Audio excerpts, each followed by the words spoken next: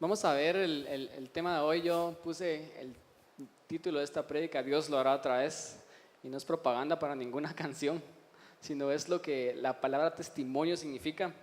Así que vamos a empezar esta serie y esta prédica, y quiero que me acompañen, que busquen en sus Biblias o miren en las pantallas, y vamos a leer Hechos 1:8. Y Hechos 1:8 dice lo siguiente, dice: pero cuando venga sobre ustedes el Espíritu Santo, recibirán poder para ser mis testigos. En la versión Dios habla hoy dice para poder dar testimonios de lo que Jesús había hecho en ellos. Y van a ser testigos en Jerusalén, en Judea, en Samaria y hasta lo último de la tierra. Es decir, en su círculo cercano, en su círculo no tan cercano, en las personas que no les cae muy bien, que eran los samaritanos en ese tiempo, las personas que no piensan igual que ustedes, y hasta lo último de la tierra. Ellos iban a ser testigos, ellos iban a dar testimonio. Yo estaba viendo lo que significaba la palabra testimonio, y viene del griego marturia, que significa evidencia dada. O sea, un testimonio es cuando vos das evidencia de algo que pasó. Y esta palabra testimonio a la vez se deriva de la palabra martus, que significa testigo. Entonces, antes que el testimonio existe el testigo. El testigo es el que da testimonios, y sobre eso vamos a hablar hoy. Así que quiero que por favor cierren sus ojos, que me acompañen en oración y le pidamos a Dios que nos hable. Y le decimos: gracias, Señor Jesús, te damos porque tú estás en este lugar. Gracias te damos, Espíritu Santo, porque podemos escuchar tu palabra libremente, podemos acceder a tu presencia a través de la oración. Dios, podemos el día de hoy, Padre Santo, recordar las cosas pasadas que tú has hecho en nosotros, Dios, testificar de ellas, Padre Santo. Te pido que nos hables hoy, Dios, que nosotros seamos como esa buena tierra, Dios, en la cual tu palabra penetra, Señor Jesús, y da buenos frutos, Padre Santo. Da frutos, Señor Jesús, del 30, 60 hasta el 100%, Padre Santo. Así que te pedimos, Padre Santo, que tú trabajes en nuestros corazones, Dios, y nos preparamos a recibir tu palabra en el nombre de Jesús. Amén. No sé si ustedes alguna vez han estado con alguien que ustedes saben que se van a despedir en un par de semanas o en un par de meses. Levanten la mano, ¿cuántos han tenido el tiempo de compartir con alguien que ustedes saben de que en un par de semanas o en un par de meses ustedes ya no van a volver a esas personas de una manera tan continua, tan seguida? A mí me ha pasado un montón, y me pasa cuando yo, por ejemplo, viajo a Taiwán y visito a mi hermano y a Sara, a su esposa, y estoy con ellos, y de repente yo sé que me tengo que regresar en un par de semanas y los voy a dejar de ver por lo menos un año más, porque al siguiente año siempre paro yendo a Taiwán, aunque no quiera. Pero usualmente lo que uno hace, y tal vez ustedes me van a corregir, pero cuando uno está con esta persona y sabes que no la vas a ver en mucho tiempo, uno tiende a dejar las últimas palabras, o las mejores palabras, mejor dicho, para de último. Ustedes tal vez llegan al aeropuerto en donde se despiden, y ustedes preparan ese momento en el cual simplemente se quieren abrazar con la persona, decirle lo mucho que esa persona significa para ustedes, y darle un mensaje tal vez que ustedes saben que va a ser tal vez el más emotivo, porque no van a ver a esa persona por mucho tiempo. ¿Cuántos han hecho esto en los aeropuertos? Hay un dicho que dice que los aeropuertos miran mejores besos que los que se miran en las bodas. Los aeropuertos miran tal vez mejores despedidas que en cualquier otro lado. Y usualmente uno hace eso, que dejas tus mejores palabras para de último. Si sabes que no vas a ver a una persona por mucho tiempo, dejas de último tus mejores palabras. Pero cuando yo miro en la Biblia y leemos el versículo de Hechos 1:8, ¿cuántos sabían que estas fueron las últimas palabras de Jesús? Esto fue lo último que Jesús les dijo a sus discípulos antes de ser ascendido al cielo.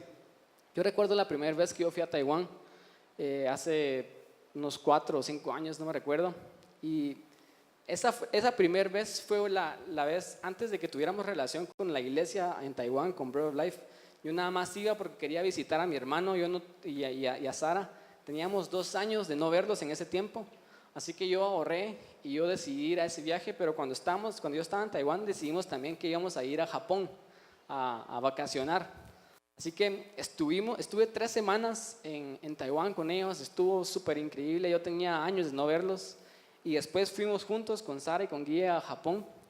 Pero yo había comprado mi vuelo en el que yo iba a Taiwán, Me iba después una semana a Japón y regresaba a Taiwán 2 días más para después ya regresarme a Guatemala. Ese era mi plan. Así que estuvimos en Japón. Japón es un país increíble, yo quiero regresar ahí. Si ustedes no han ido, les recomiendo que lo pongan en su checklist de países que tal vez quieran visitar algún día. Pero cuando estuvimos ahí, la semana que pasamos ahí estuvo increíble. Fue una semana que yo pude compartir con Guy y con Sara de una manera súper íntima, porque yo no lo había hecho, no había viajado con ellos dos solitos. Pero cuando estábamos regresando para ir a Taiwán a pasar mis últimos 2 días, estábamos en el aeropuerto y yo entrego mi pasaporte para subir a ese avión y la japonesa me dice, mira el pasaporte y me dice, visa, you need visa, me dice. Yo así como, sí, ahí está mi visa, revisa, ahí está mi visa. Expired, me dice, expiró la visa. Y en ese momento me entró así un pánico en mi vida porque ahorita tenemos entrada libre a Taiwán porque nuestra relación con Taiwán ha mejorado, pero en ese tiempo necesitábamos visa y te daban la visa para solo una entrada y solo un mes. Y yo no vi ese pequeño pero muy importante detalle en la visa de mi pasaporte. Así que cuando yo dije eso, dijimos, no, pero yo tengo visa, ahí está mi visa, y va a tratar de convencer a la persona como que si nos fuera a dejar pasar, y ella en su poquito inglés que tenía nos decía que ya había expirado la visa, y mi hermano se puso como un poco exaltado y comenzó a decir, no, pero es que tienen que hacer algo, llama a su supervisor. Y yo le dije, no va a pasar nada porque realmente no tengo visa. Era un viernes, sí era viernes, y como sabemos, las embajadas para solucionar cualquier cosa siempre están cerradas los fines de semana. Así que yo no sabía qué hacer y realmente no estábamos preparados para despedirnos en ese momento. Y ya estábamos a punto de abordar porque ya habíamos llegado tarde al aeropuerto. Así que fue un momento en el que yo nada más no sabía qué hacer y dije, bueno, te voy a llamar, te voy a escribir y miramos qué hacemos, ¿no? Y ellos pasaron al avión porque no podían tampoco perder el vuelo. Y yo me quedé solito, perdido en el extranjero, en Japón, y no sabía realmente qué hacer. Y tal vez lo que más me dolió en ese momento y lo que más nos dolió después, porque al final de cuentas todo se solucionó y ahorita me río de la situación, pero en ese momento me recuerdo que me puse bien triste, me puse a llorar y Sara también se puso a llorar y Sara después me decía, yo no puedo creer que haya llorado por vos, me decía. Y yo así, ¿cómo no vas a llorar? Porque yo soy tu cuñado, ¿verdad? Pero ella y Guille también se pusieron a llorar porque el momento en el que nos separamos fue un momento que no nos esperábamos separarnos de esa manera. Y no habíamos guardado nuestras mejores palabras, no nos dimos una despedida apropiada, sino simplemente nos separamos. Y para no hacer larga la historia, les voy a contar cómo lo solucioné. Tuve que cambiar mi vuelo, pagué $300 extras y ese mismo día al final me regresé a Estados Unidos porque prefería estar en Estados Unidos 3 días a estar en Japón esos 3 días esperando el vuelo de regreso. Así que al final eso fue lo que hice y se solucionó y todo, pero todas mis cosas de hecho se quedaron en Taiwán, mi maleta, mi computadora, mis máquinas para tatuar, todo lo que yo tenía se quedó ahí en Taiwán y al final me lo lograron mandar con amigos, con personas, con conocidos. Fue una gran historia, pero usualmente lo que hacemos cuando no vamos a ver a alguien por mucho tiempo es que nosotros guardamos nuestras mejores palabras para el último momento. Y si nosotros esperáramos que las últimas palabras de Jesús, nosotros hubiéramos esperado que Jesús hubiera dicho, cuando estaba a punto de ser ascendido al cielo, él dijera, los quiero muchísimo a sus discípulos. O como las palabras de Mateo antes de morir, yo estaré con ustedes todos los días hasta el fin del mundo. Esas palabras son tal vez las mejores palabras que nosotros pudimos haber escuchado, pero cuando Jesús realmente iba a ser ascendido al cielo y ya no iba a ver a sus discípulos, él no dijo cosas como los voy a extrañar o los quiero mucho o piensen en mí todos los días, yo voy a estar pensando en ustedes todos los días. Él no dijo eso. Él dijo, porque van a recibir poder cuando haya venido el Espíritu Santo sobre ustedes y me serán testigos. ¿Por qué Jesús no se despide de una manera tan emotiva como nosotros hubiéramos esperado que Él se despidiera? Porque Jesús sabía que Él los iba a volver a ver. Ese no era un saber hasta cuándo los voy a volver a ver, se me cuidan, los extraño, los amo, sino ese era espéreme, porque yo voy a venir a ustedes, no físicamente como ahorita me están viendo, sino a través de mi Espíritu Santo, porque Dios es el mismo Dios, un Dios trino, es Padre, Hijo y Espíritu Santo. Él les estaba diciendo, esperen juntos la promesa del Espíritu Santo. Váyanse y manténganse unidos, manténganse juntos y esperen al Espíritu Santo venir sobre ustedes, y cuando Él venga van a recibir poder y me serán testigos en Judea, en Samaria, hasta el último de la tierra. Y ese fue el momento en el que Él comenzó a ser ascendido en el cielo. Jesús, yo no miro a un Jesús triste al decir sus últimas palabras y despedirse de ellos.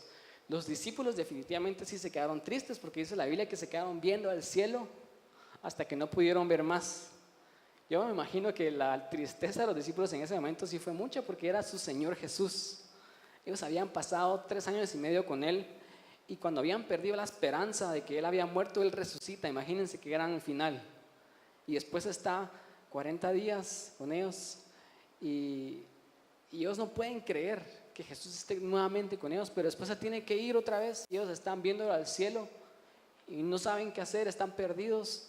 Pero se le aparecen 2 hombres con vestiduras blancas y le dicen, ¿por qué miran al cielo? Si el Jesús que acaban de ver ustedes, así como lo vieron subir, así Él va a descender también. Así que simplemente hagan lo que Él les mandó a hacer. Y de ese momento ellos se fueron al aposento alto, ellos estuvieron juntos. Este es el aposento alto porque está en un tercer nivel. Y así como nosotros estamos acá, ellos estuvieron juntos por muchos días. La Biblia no dice cuántos días estuvieron juntos, pero de repente viene el Espíritu Santo sobre ellos y les da poder. Pero el poder del Espíritu Santo vino para que ellos pudieran ser testigos. El poder del Espíritu Santo vino para que ellos pudieran dar testimonios. Ese es el poder de lo que fuimos nosotros llamados a hacer. El testimonio es algo que hemos visto y vivido. Es algo que Dios ha hecho en y a través de nuestras vidas. Jesús les dijo estas palabras porque ellos habían visto algo. Ellos habían pasado 3 años y medio con Jesús. Ellos habían visto no solamente los milagros, la forma en la que Jesús enseñaba, sino ellos habían visto cómo Jesús era en lo íntimo. Juan sabía la intimidad que él tenía con Jesús cuando él venía y se recostaba en el pecho de Jesús. Y ellos habían visto algo y habían vivido algo que nadie más había vivido. Y es por eso que Jesús les dice que ustedes ahora tienen que ser testigos de lo que han vivido y de lo que han visto. Y para eso va a venir el Espíritu Santo y les va a dar poder. Ese es nuestro llamado. Nosotros hemos vivido experiencias con Dios, sí o sí. Entonces hemos experimentado cosas increíbles con Dios en el pasado. Y Dios nos está llamando a que nosotros podamos testificar de esas cosas a otras personas. Tenemos el mensaje de buenas nuevas. Hace poco en la clase de Crece estamos viendo acerca de lo que significa evangelio, y evangelio significa buenas nuevas. El evangelio de Jesús son buenas nuevas, porque es una buena noticia cuando vos le decís a alguien que está en la cárcel, mira, puedes ser libre. Es una buena noticia cuando le decís a alguien que está enfermo, podés ser sano. Es una buena noticia cuando le dices a alguien que está perdido, podés ser salvo. Ese es el mensaje de salvación, pero el mensaje de salvación viene de lo que nosotros hemos visto y experimentado en nuestras propias vidas. Jesús y Dios ha hecho algo en nosotros, y es nuestra responsabilidad como cristianos el compartir ese mensaje, el compartir esas buenas nuevas. Bill Johnson, el líder de Betel, el pastor general, él dice que le debemos un encuentro con Dios al mundo. Es nuestro deber como iglesia el hacer que el mundo se encuentre con Dios. Es lo mínimo que podemos hacer, y es lo que Jesús le mandó a hacer a sus discípulos, que ellos fueran testigos. Estas fueron las últimas palabras de Jesús, y de hecho el Espíritu Santo, o uno de los propósitos por el cual Él viene a nuestras vidas, es para que nosotros podamos ser testigos. Y Dios nos comisionó ser testigos hasta lo último de la tierra. Hemos predicado mucho acerca de este pasaje y decimos que tenemos que ser testigos en Jerusalén, que son las personas cercanas a nosotros, las personas que viven conmigo. Porque siempre cuando nosotros somos testigos, tenemos que empezar a ser testigos a las personas que están cercanas a mí. Después nos extendemos a las personas que están un poco más lejos nos extendemos a las personas de Samaria. Como les dije, son personas que no piensan igual que nosotros. Son personas que no creen lo mismo que nosotros creemos. Personas que hasta cierto punto a veces nosotros no nos agradan mucho, porque era lo que los samaritanos eran para los judíos. Pero Él les dijo, ustedes tienen que ser testigos también en Samaria. Hoy en día miramos muchas personas que piensan diferente a la forma en la que nosotros pensamos, y por todas las cosas que estamos viendo en el mundo el día de hoy, por las leyes que se quieren aprobar, por las cosas que están pasando en el gobierno, por ejemplo, y todos los diferentes tipos de pensamientos que hay en el mundo hoy, siempre hay personas que tal vez no estamos de acuerdo con, pero Jesús dice a esas personas con las que no estás de acuerdo y que no muy te caen bien, tienes que ser testigo. Y hasta lo último de la tierra, es decir, tenemos que llevar el mensaje de las buenas nuevas y dar testimonios de lo que Dios ha hecho en nuestras vidas hasta Zacatecas, hasta Taiwán. Es nuestro llamado como cristianos y como hijos de Dios. Así que nosotros realmente somos testigos. Hechos 1:8 dice, pero cuando venga sobre ustedes el Espíritu Santo, recibirán poder y serán mis testigos. Algo que me impresiona aquí es de que Jesús no solamente dijo, ustedes tienen que ser testigos y vayan a Jerusalén y hasta el último de la tierra y sean mis testigos y den testimonio, sino Él dijo, yo les voy a dar poder para que ustedes sean testigos. Yo busqué la palabra en griego poder y en el original es dunamis, que literalmente significa poder milagroso. Literalmente significa un milagro en sí mismo, una fuerza, una capacidad, una potencia para hacer algo. Es decir, Dios les estaba diciendo, ustedes van a ser testigos, pero no solamente van a hablar lo que ustedes han visto y han vivido, ustedes lo van a demostrar con poder. Ustedes lo van a demostrar con milagros, con señales milagrosas, y las personas van a creer de que ustedes han visto y han vivido esas cosas porque ellos lo van a ver con sus propios ojos. Dios nos dio un poder milagroso para poder ser testigos. La Biblia dice que cuando vino el Espíritu Santo sobre ellos, este es el día de Pentecostés, ellos recibieron lenguas como de fuego. Y ellos comenzaron a hablar en otras lenguas y no eran lenguas que otras personas no pudieran entender, sino eran lenguas que otras personas que eran de otras naciones entendían. Y las personas de otras naciones que estaban ahí comenzaron a ver cómo estos se llenaban de lenguas y comenzaban a hablar y decían, ¿cómo puede ser que estos que son judíos están hablando en mi lengua materna? Y están hablando las cosas que seguramente ellos no estudiaron, ellos no fueron a Open English para hablar estas lenguas. Dios les estaba dando milagrosamente las lenguas para que ellos pudieran ir a otras naciones y ser testigos. El poder de Dios se comenzó a manifestar de una manera súper milagrosa y comenzaron a hablar en otras lenguas. Lo que pasó después de esto es de que si ustedes leen ese capítulo de Hechos, es de que cuando ellos estaban juntos, ellos recibieron el poder del Espíritu Santo. Inmediatamente comenzaron a hablar en otras lenguas, pero Pedro se levantó y comenzó a dar un mensaje increíble. Lo que pasó fue lo siguiente: cuando ellos estaban hablando en otras lenguas, las personas que estaban alrededor comenzaron a decir, estos están borrachos. Y de ahí viene lo que todo el mundo dice de nosotros cuando miran la llenura del Espíritu Santo y dicen, estos están borrachos, estos están locos. Y Pedro se levanta y comienza a decir, estos no están borrachos, estos acaban de recibir el poder del Espíritu Santo. Pero él comienza a dar un tema y comienza a hablar con una elocuencia. Y este es el mismo Pedro que hasta hace unos cuantos días él había negado a Jesús 3 veces. Es el mismo Pedro que cuando iban a crucificar a Jesús sale huyendo, y por el temor él viene y maldice, y él comienza a decir palabras que tal vez él no quiso haber dicho y niega a Jesús 3 veces. Pero después él fue restaurado por Dios, y él, después de haber recibido el Espíritu Santo, él se comienza a levantar como el líder que era y comienza a predicar y comienza a dar un mensaje y comienza a decir, este Jesús del cual ustedes crucificaron, este era el Hijo de Dios. Y él comienza a decir, los profetas hablaron de él, el profeta Joel habló de él y él dijo que iba a dar el Espíritu Santo en los postreros días. Y él comienza a hablar y dice, el mismo rey David no es digno y de ser comparado con Jesús. Y después Pedro dice esto en lo siguiente, en Hechos 2:32, y dice, pues a este Jesús Dios lo resucitó y de esto todos nosotros somos testigos. Nosotros somos los testigos y es los que damos testimonio de lo que ha hecho Jesús en nuestras vidas, lo que hizo Jesús en el pasado. Y Pedro estaba hablando con el poder del Espíritu Santo, se levantó con poder. Él no se levantó porque era un buen orador, porque él podía hablar en público. Él se levantó porque estaba lleno del Espíritu Santo. Y lo que pasó fue lo siguiente, fue increíble, que las personas se comenzaron a conmover y comenzaron a arrepentirse y comenzaron a decirle a Pedro, pero ¿qué hacemos? O sea, hicimos algo gravísimo, acabamos de matar al Hijo de Dios. Y Pedro les dijo, arrepiéntanse y bautícense. Y en ese día se aceptaron a Jesús y se bautizaron y se unieron a la iglesia como 3,000 personas.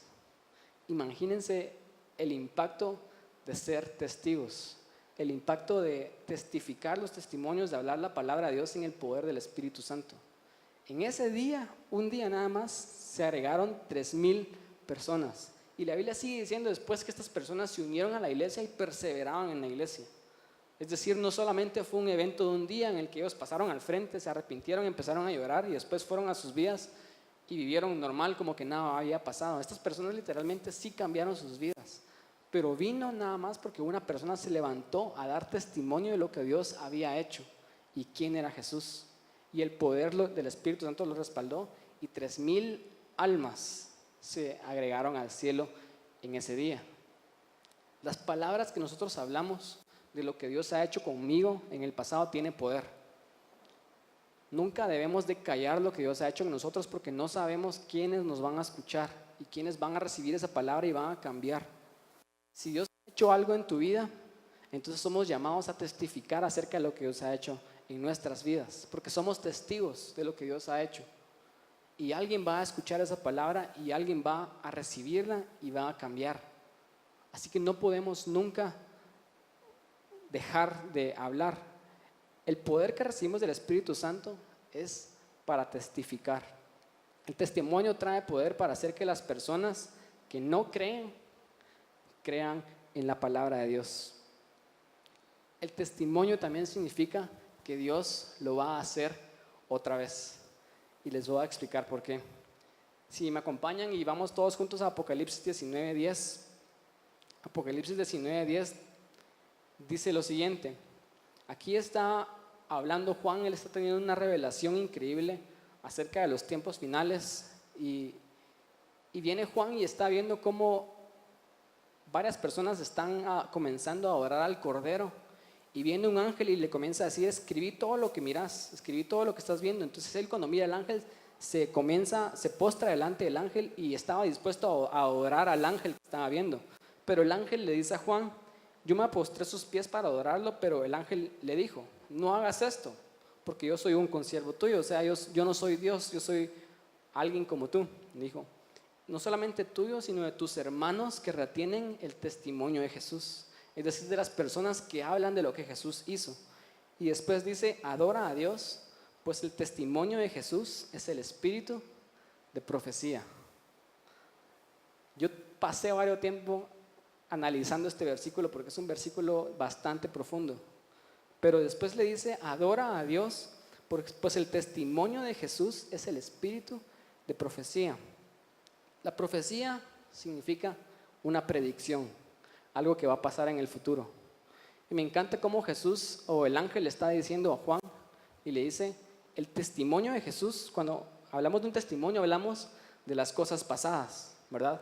Cuando yo doy testimonio, yo digo lo que yo vi y lo que yo experimenté. Yo estoy hablando del pasado, pero dice el testimonio de Jesús, es decir, las cosas pasadas son la predicción, son la profecía, es el espíritu mismo de la profecía. Le está diciendo, por lo que ya pasó, nosotros podemos experimentar en el futuro.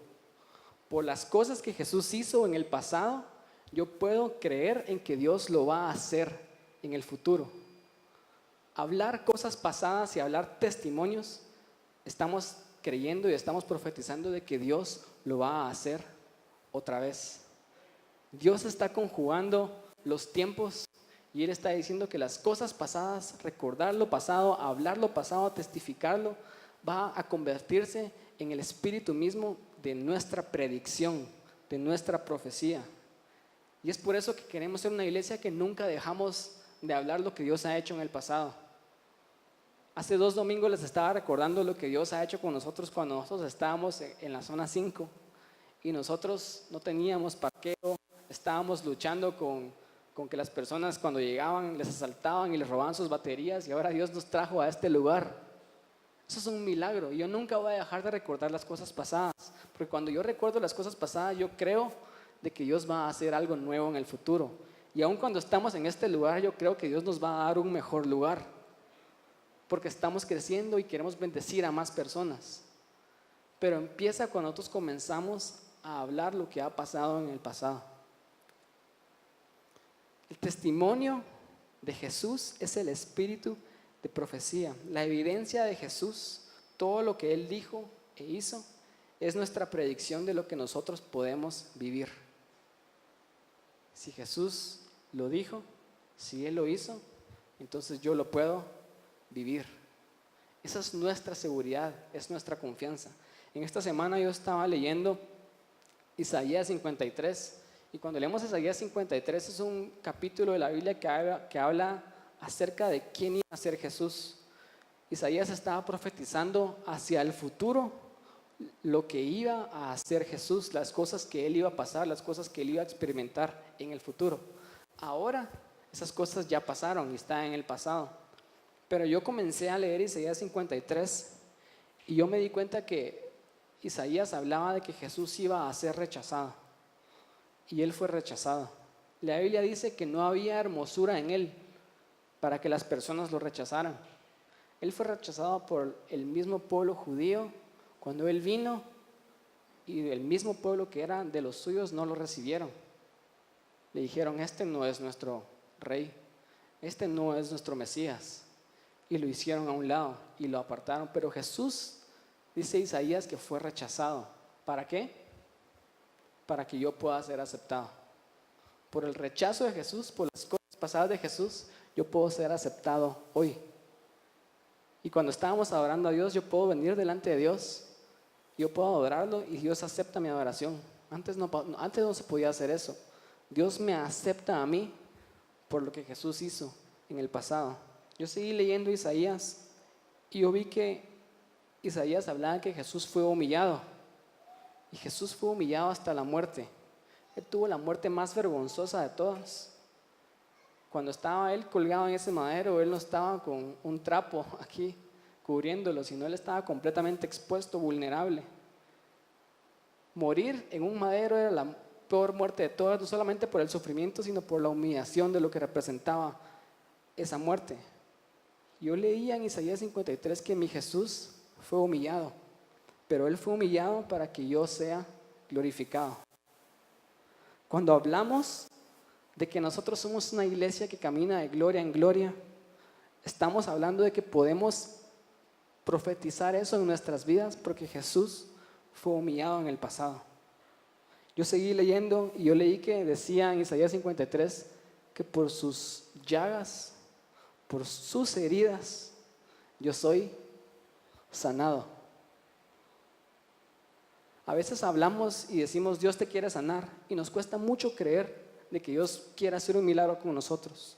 Escuchamos testimonios de personas que tienen cáncer, escuchamos testimonios de personas que tienen enfermedades terminales, y nos cuesta mucho creer de que Dios pueda hacer un milagro en estas vidas, pero realmente no estamos basando nuestra creencia de que Dios sana de la nada, sino estamos basando nuestra creencia de que Dios sana en que Él fue herido, su cuerpo fue molido, por sus llagas yo puedo ser sanado en el futuro.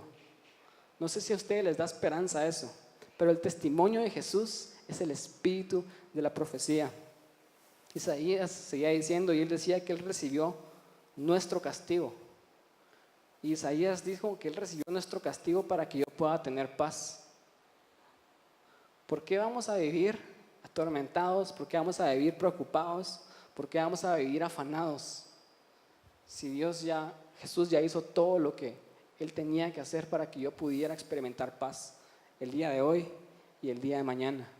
Por su castigo yo tengo paz. Isaías seguía diciendo que Él fue sacrificado y por el sacrificio de Jesús yo puedo ser limpio. Cuando yo cometo errores y yo le fallo a Dios y yo peco, su palabra dice que si confesamos nuestros pecados, Él es fiel y justo para perdonarnos y limpiarnos de toda maldad. Él es justo porque Él ya pagó el precio. Por el sacrificio de Él yo puedo ser limpio. Eso me inspira a mí a vivir una vida en la que yo vivo apartado, yo vivo en santidad. Porque si Él tomó mis pecados, Él se volvió impuro para que yo pueda ser limpio, ¿por qué yo voy a seguir viviendo de una manera en la que no tengo que seguir viviendo? Porque yo tengo que seguir viviendo inmundo. Isaías dice que Él tomó nuestros pecados para que nosotros ahora podamos ser santos. Él se hizo un pecador para que yo ahora pueda ser santo. Él murió como un delincuente para que ahora yo pueda ser libre.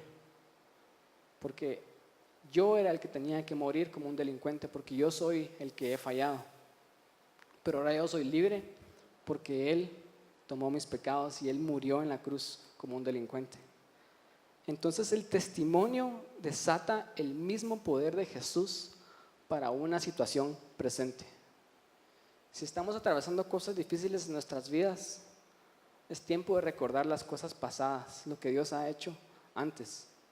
Si yo no tengo que comer hoy y yo no tengo cómo pagar mis cuentas este mes, yo puedo recordarme que el mes pasado Dios no me dejó. Yo tuve todo lo que necesitaba para comer, yo tuve todo lo que necesitaba para pagar mis cuentas. Entonces, ¿por qué me voy a preocupar en el futuro? Cuando yo comienzo a hablar las cosas pasadas, yo estoy desatando el mismo poder del Espíritu Santo para una situación presente y futura. El poder y el cumplimiento de una profecía está basada en el testimonio de lo que Jesús hizo. ¿A cuántos de aquí les han dado una palabra profética acerca de algo en sus vidas?